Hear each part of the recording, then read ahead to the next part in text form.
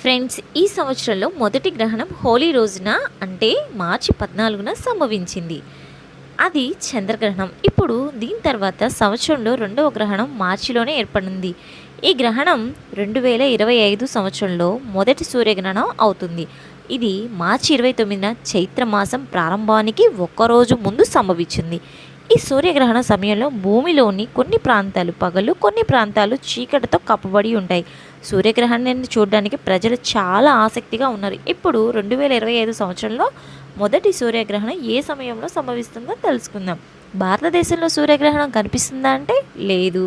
ఈ సంవత్సరంలో తొలి సూర్యగ్రహణం మార్చి 29వ తేదీన శనివారం రోజున సంభవించింది. ఈ సూర్యగ్రహణం మార్చి 29న భారత కాలమానం ప్రకారం మధ్యాహ్నం అనగా 2:20 గంటలకు ప్రారంభమై సాయంత్రం 6:16 గంటలకు ముగుస్తుంది. ఇది పాల్గొన మాసం కృష్ణపక్ష అమావాస్య రోజున సంభవించే పాక్షిక సూర్యగ్రహణం. సూర్యగ్రహణం ఏ దేశాల్లో కనిపిస్తుందంటే ఈ సంవత్సరం తొలి సూర్యగ్రహణం బెర్ముడా, ఆస్ట్రియా, బెల్జియం, ఉత్తర Brazil, Denmark, German, France, Hungary, Ireland, Morocco, Greenland, Finland, Barbados, ఉత్తర రష్యా, స్పెయిన్, సురినామ్, కెనడా తూర్పు ప్రాంతాలు, Sweden, Poland, Portugal, Lithuania, Holland, Norway, Ukraine, Switzerland, England సహా అమెరికాలోని తూర్పు ప్రాంతాలలో కనిపిస్తుంది.